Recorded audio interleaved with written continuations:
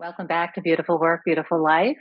We're excited to have you with us, and we're excited to have a bonus Monday in January. Aren't we, We Laurel? are. Yes. Can we tell our listeners for a minute that we Tell the just story. discovered we had a fifth Monday in January. And we had so much fun, like realizing we had an extra episode to talk about mindset. I So know. I much felt fun. like it was almost like the universe was organizing to make sure that we gave plenty of mindset information to our listeners and our friends, and really encouraged this work this year. That's what I felt like. I felt like the universe was organizing on all our behalfs to say, mindset is so important. We need to put in some extra time on this one. Yes, I think you're right. So good. So today we have what? Okay.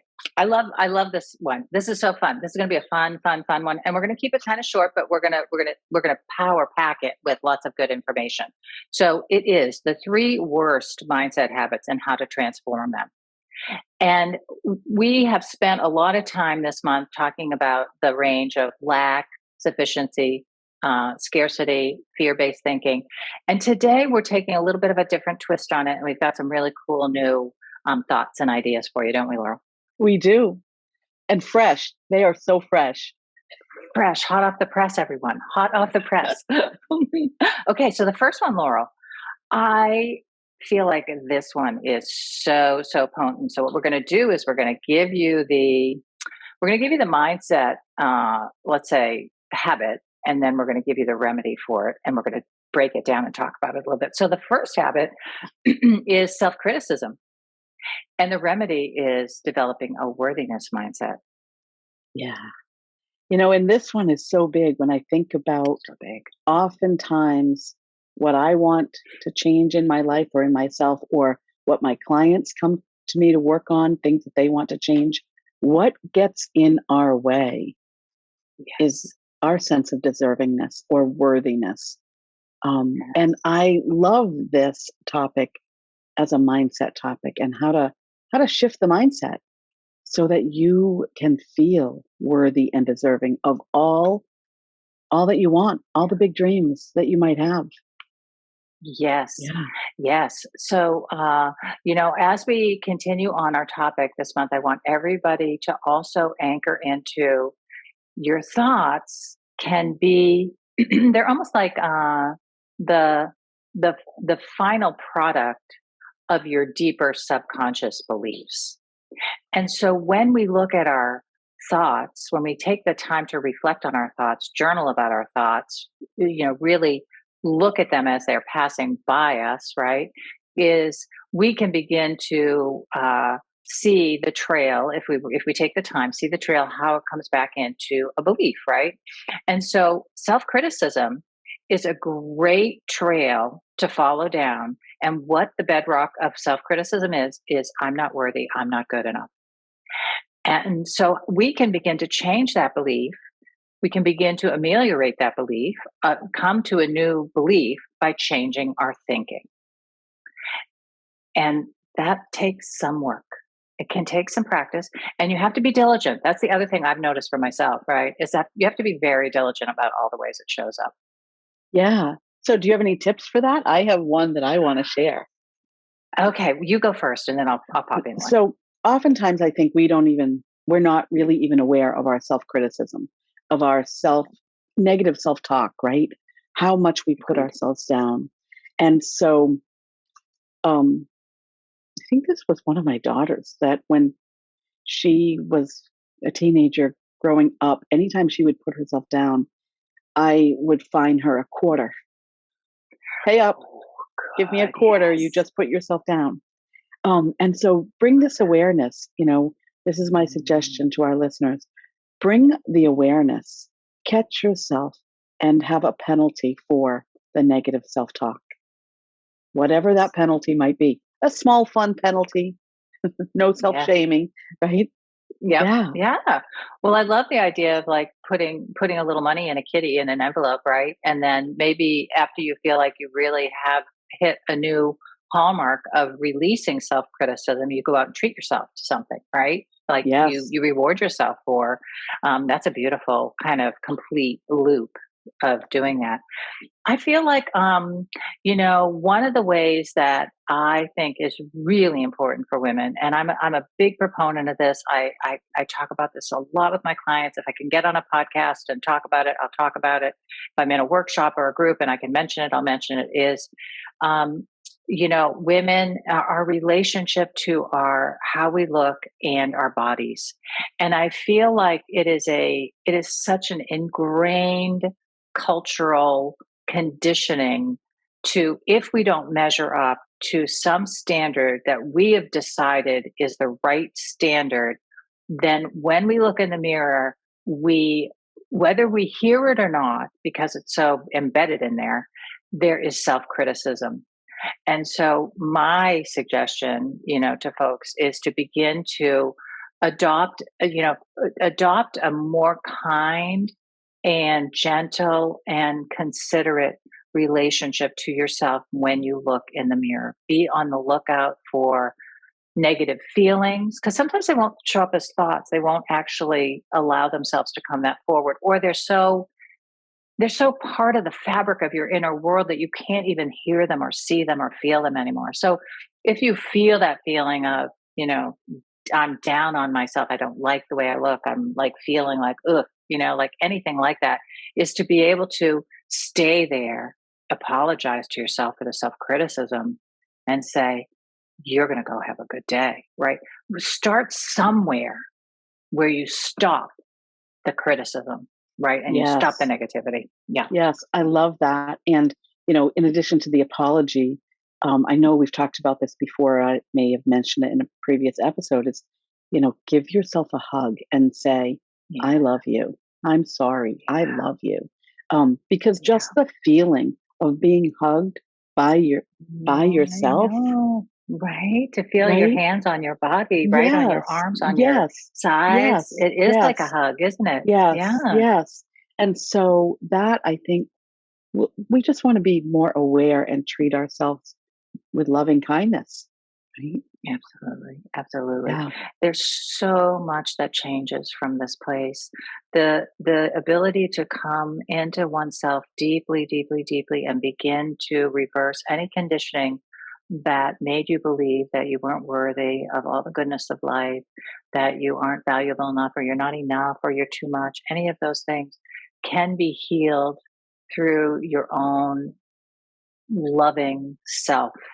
And to think that you need anybody else to do this work is tossing away your ability to just claim, I can do this, I can do this, right?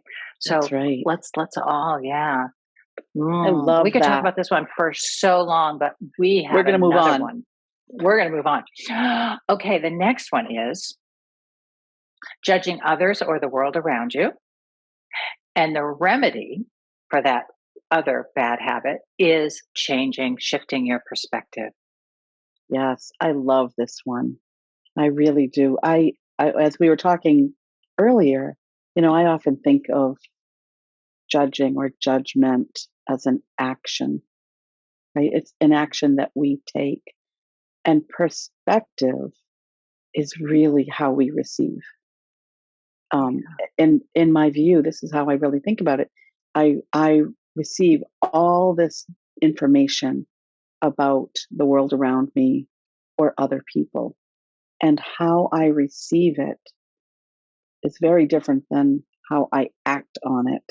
And so a shift in perspective, it's huge for me. I coach a lot on shifting perspective. It's one of the ways I think, we talk about the inner work, that shifting perspective, you know, it, there's some mindfulness in there, there's some deep inner work in there, and the outcome is so beautiful. What Yes. about you? How do you? Yeah. I love that. I think, the other word that comes up for me when I'm thinking about the other work that's involved in the shift of perspective is the curiosity factor that we talk about a lot, is if you need a default for a while to shift your perspective or to get out of the judging negativity habit, Curiosity is the great avenue. Hey, I wonder why that's that way. Hey, how come that shows up that way? Oh, hey, I wonder why they talk about that all the time. Or, like wonder and be curious. And I feel like, that's one of your greatest tools in this transformation, don't you, Laura? Yes, yes, I do. And Yeah. if curiosity is too big of a step at initially, one of the things that I use a lot is, hmm, that's interesting. And when I think about where Yes. this came up for me, um, for many years when I was out to dinner and I had a meal that I didn't know if I loved it or it was okay. If someone said, "Well, how is your dinner?" I would say, "It's interesting." Mm, It just meant like, hmm, yeah. Not the sure. jury is still out. And so Yes. I use this a lot in coaching. Um, It's great. Rather than make a judgment immediately, and again, where curiosity is too big of a step, right? Maybe we don't want to be Hmm. curious about something yet, where we have resistance Yeah. or reservations about something. Just Yeah. stop and pause and say, "Hmm, that's interesting," and then Right. see what Right. comes of it. That's good. I feel like that's a specific word that one can use too, instead of saying, "Oh, that's terrible," or "That's disgusting," or "That's whatever the judging word is." Right? To just begin to replace it with, "That is interesting." Like, um, and it's true. Okay, so here's the thing about interesting is, uh, oftentimes we think of it as a word that is, oh, that's got my interest, like, and it's a positive, oh, that's got my interest, right? But interesting can also be like, oh, wow, that got my interest, that got my attention, right? Yeah. Yeah. What I love about it is there's a little bit of neutrality that you can bring to Mhm. interest, Yes. right? Yeah. Yeah. And I think you're right. It's something that has your interest, um, which then interest might lead to wonder, and the curiosity. Yeah. Yeah. We'll have So to if test that one. interesting, we'll have to test that one. And I want our listeners, and our friends out there to test this one. I would say if you have trouble with the word interesting because it feels too positive, like you're giving them accolades in some way or something like that, maybe you could just say, "Hey, now that's got my attention," because it does have your attention. If you feel strongly about something, it's got your attention, right? And so, Yes. yeah, yeah, yeah. So, again, this is the process of transformation is an active, usually step by step replacement process to develop a new habit. So we start with one habit, we start to begin to break it down a little bit, bring in some new techniques, some new strategies, some new thinking, some new words, and then before we know it, we've actually transformed the experience, and we've transformed ourselves and our thinking and our beliefs usually. So it's Yes. powerful. And it really is. And it's just so amazing to think that we can actually shift our beliefs simply by shifting our perspective, because it is the shift in Yes. perspective that's going to lead to the new behaviors and new habits and new, questioning what we are observing or experiencing. Ex- I cannot say this word. I discovered this yesterday. Experiencing. Thing. Slow it down. It's a long, special word. That's good. That's great. Yeah, So, and I want to say one more thing about this one, that when I think about my shamanic training, when we did the work of the East, a lot of the work of the East was transformation and rebirth. And one of the ideas that we focused on powerfully was a shift of perspective. Because if you can create a shift of perspective, you literally have just changed your whole life. mm, And you truly, truly have. You could be giving yourself a whole new freedom by shifting your perspective. So don't underestimate the power of this transformation that we're talking about and the power of shifting your perspective. It's very, very oh, potent. yes. Mm, We'll have to do another episode about shifting perspective because I have um, some curiosity about your experience as you did that work and what you've yeah. changed because of that. Okay, we'll come back and do that. Yeah. But Laura, let's move on to our third worst habit and its transformational agent, shall we say. So, our third worst habit is complacency. This is a big word, isn't it? This is And a big word. This is and a big word. I And the remedy for this one was, do you remember, Laurel? no, tell me. I know. We had a remedy for this one, and I didn't write it down. But here's what I would say about complacency. I think complacency is, uh, becoming aware of it and being able to challenge it, challenging complacency, right? It's the ability to notice your default thinking, which was the word that you used earlier too, which I Yes. loved, right? And challenging that to think a new thought instead of the usual complacent thinking, right? Yeah. So what's coming up for me is in the remedy is um, changing changing the energy when Yeah, that's a great. mindset of shaking things up a little bit, right? Whether it's your environment, your surroundings, the circle that you part participate in, right? Because it's a mindset, maybe a mindset of a variety is a good way to think about it.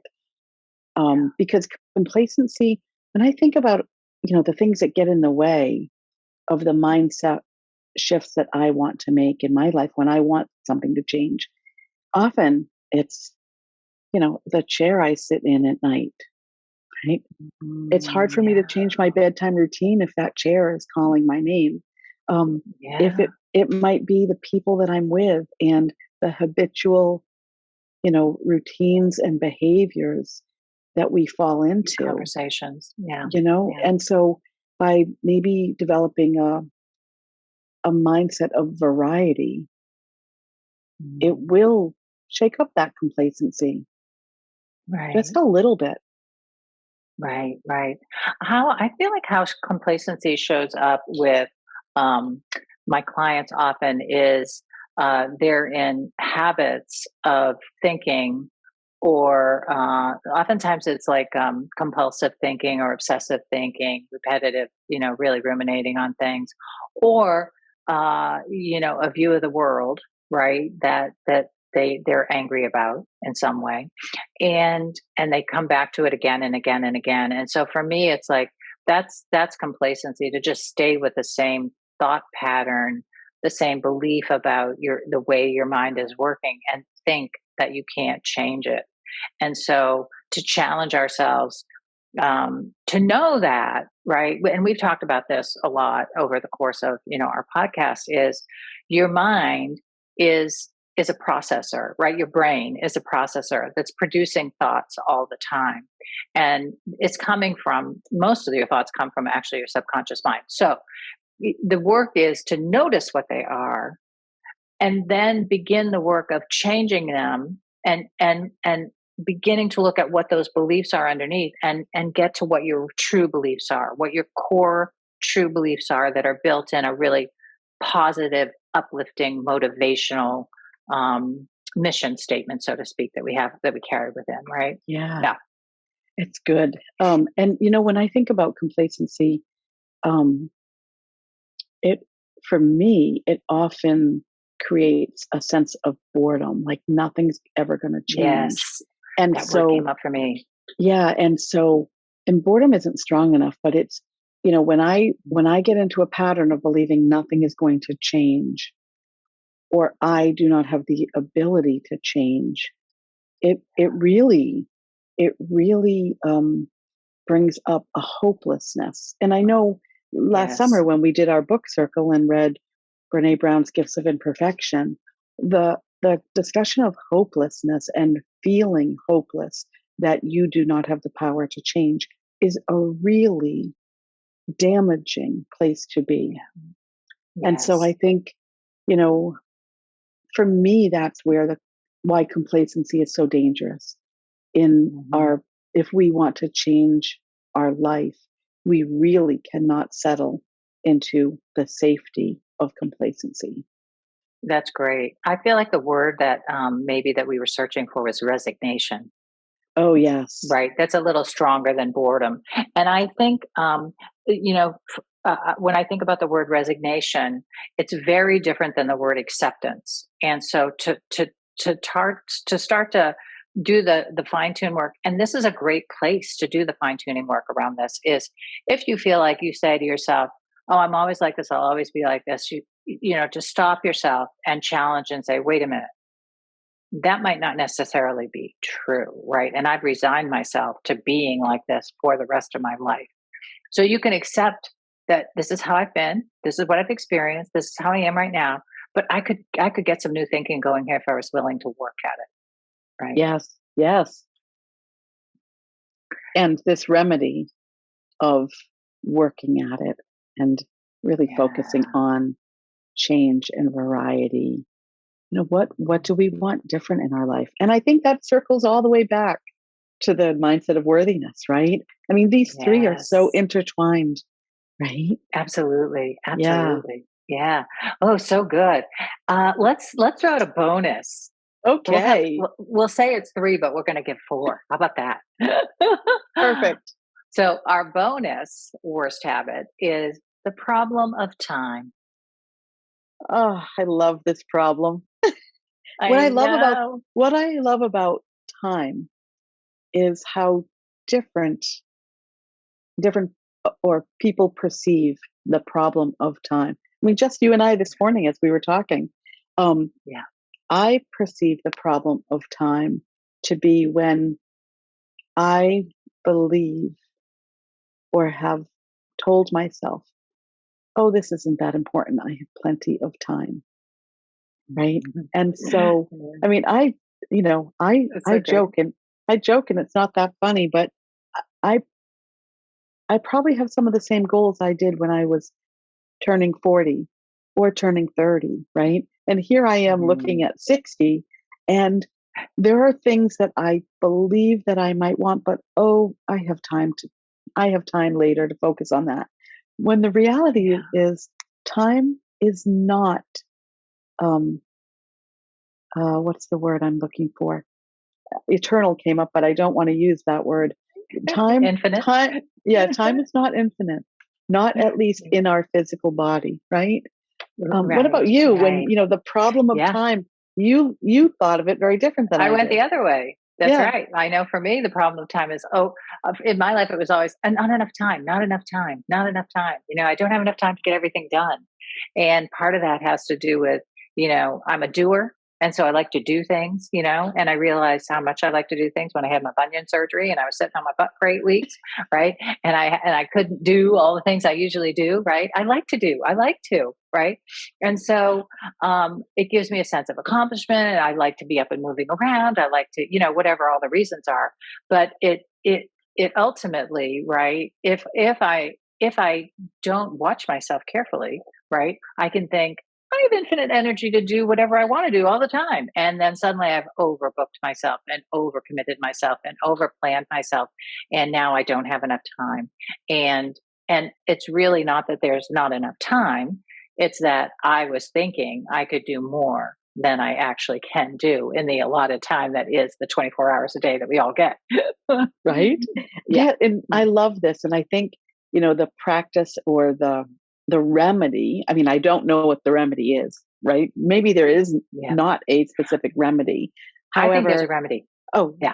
tell Yeah. me. Yeah. But go, go, go. I I'll was do going it. to say the practice that I would suggest to our listeners is, begin to notice how, what is your mindset about time, and how does that interfere with or enhance what you want to change, right? Oh, that's How great. how does Yeah. your mindset about time, yeah, how does it affect the life that you want to create?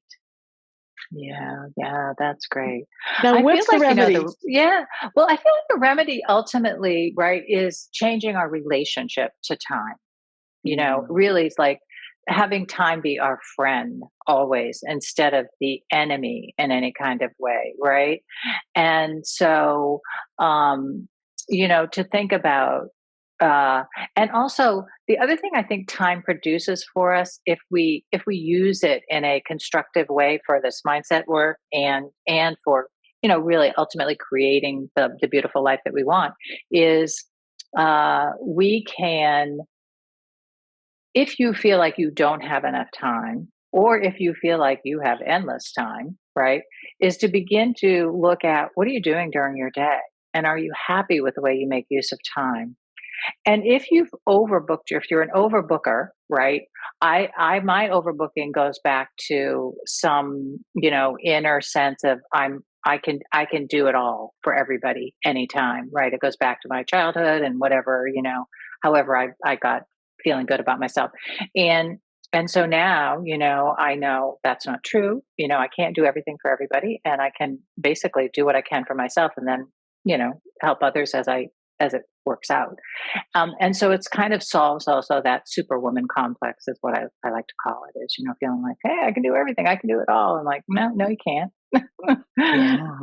Yeah. And the And demands on women and men today are huge. They're huge, right? yes. Yeah. And I mean, time comes up in almost all of my coaching. You know, um, the lack of time or the overcommitting of your time creates overwhelm, right? And, you know, Yeah. n- not even having to go down the path of why you are like that, but just realizing in how you approach time. I think about this a lot. Am I honoring the gift of time and Mhm. honoring myself in how I use the gift of time? Right. And so Great. rather than it being, I love that you describe it as, it's not the enemy, right? How time Mhm. is on your side and how you use Yeah. it is really important. Yeah. Yeah. That's great. Well, I think we could talk about time in a whole podcast episode, but our time is up for today. What do you think, Laurel? Have we wrapped I this one up pretty well? I think we have. I think we have. It was Good. so much fun to have an extra mindset week. And what a great Yes. conversation. What a great conversation. I really enjoyed it. I Mm. hope our listeners did too. And we would love to know if you have struggles with any of these worst habits. Let us know. And if we can help you some more and you have ideas for more talk on this, just let us know and we'll weave it in as we go forward. That's right. We're here for you. We're here for you. Thanks so much, Laurel, for today. And I will see you next week. Looking forward to it already. Bye. Bye.